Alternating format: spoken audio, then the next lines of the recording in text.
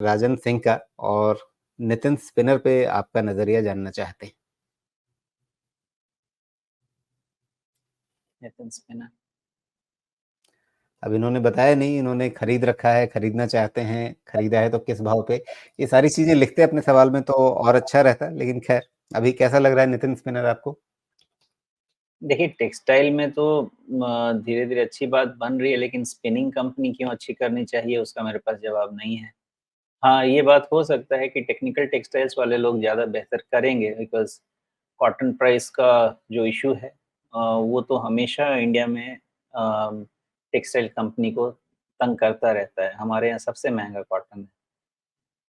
तो टेक्सटाइल में जैसा मैं समझ पा रहा हूँ धीरे-धीरे लोगों को शायद ये एहसास हो रहा है कि जो पीएलआई है 7,000 करोड़ की, वो सम फाइन डे अच्छा काम करेगी। तो उसके हिसाब से टेक्सटाइल एक सेक्टर तो है अच्छा, बात है आजकल परसों की, यही किसी को नहीं पता है।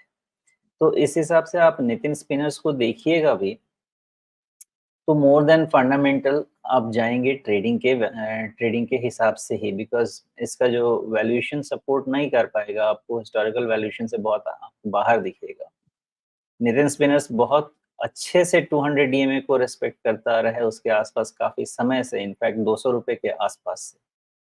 तो नितिन स्पिनर्स को ट्रेड करने का या खरीदने का या रखने का तरीका यही होना चाहिए कि हमेशा 200 डीएमए को वॉच करते रहना चाहिए और अगर आप नहीं कर सकते हैं और आप यहाँ से सुन के ही काम करना चाहते हैं, तो ₹260 का जो प्राइस है, वही आपका प्राइस है, जो आपको ध्यान रखना चाहिए। जब तक वो नहीं है नितिन स्पिनर्स में धीरे-धीरे और अपसाइड आनी चाहिए, बाकी डिपेंड करता है कि रिज़ल्ट यहाँ से इम्प्रूव होना शुरू होता है कि नहीं बिकॉज़ इसी होप पे टेक्सटाइल कंपनीज़ के स्टॉक्स टिके हुए हैं कि आज, कल, परसों ये चीज़ ठीक हो।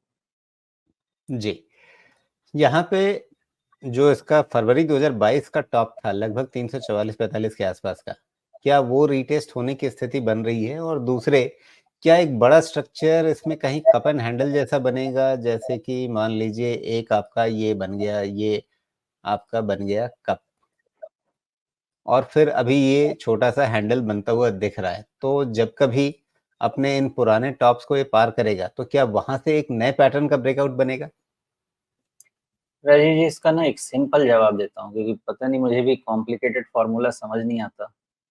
अगर सही में ये 7,000 करोड़ का पीएलआई स्कीम सक्सेसफुल हो गया, तो एक समय आएगा आप टेक्सटाइल या टेक्सटाइल ओरिएंटेड कंपनीज़ की बात वैसे करेंगे जैसे अब आप आज बात कर रहे हैं डिफेंस कंपनीज़ की। क्योंकि अभी यहाँ पे खेल शुरू भी नहीं हुआ है। तो सब कुछ डिपेंड करता है अल्टीमेटली क्या है, जिस चीज़ के लिए गवर्नमेंट एक कंड्यूसिव सिचुएशन क्रिएट करेगी, एक एनवायरनमेंट क्रिएट करेगी, एक एक इकोसिस्टम बनाएगी, वो चीज़ें ही फ्लरिश करेंगी।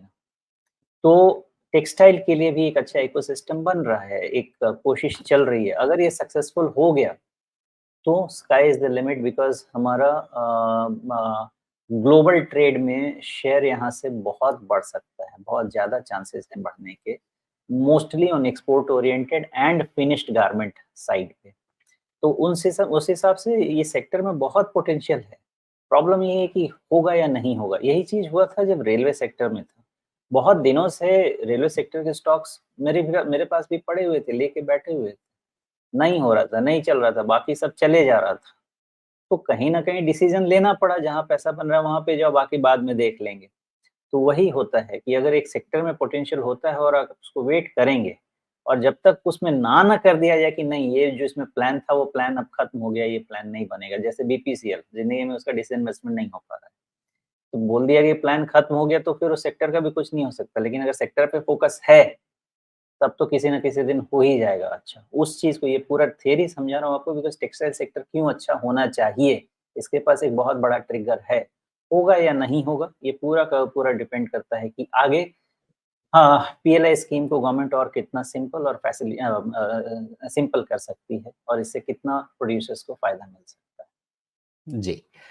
तो सेक्टर की चाल पे नज़र रखें, संभावनाएँ बेहतर हैं, बाकी आपको रिस्क मैनेज करने के लिए या कहें कि अपने प्रॉफ़िट वग़ैरह का ध्यान रखने के लिए, आपकी जैसी भी स्थिति हो इस शेयर में, आपने शायद बहुत स्पष्ट लिखा ही नहीं है कि आपने ले रखा है, लेना चाहते हैं, जो भी है।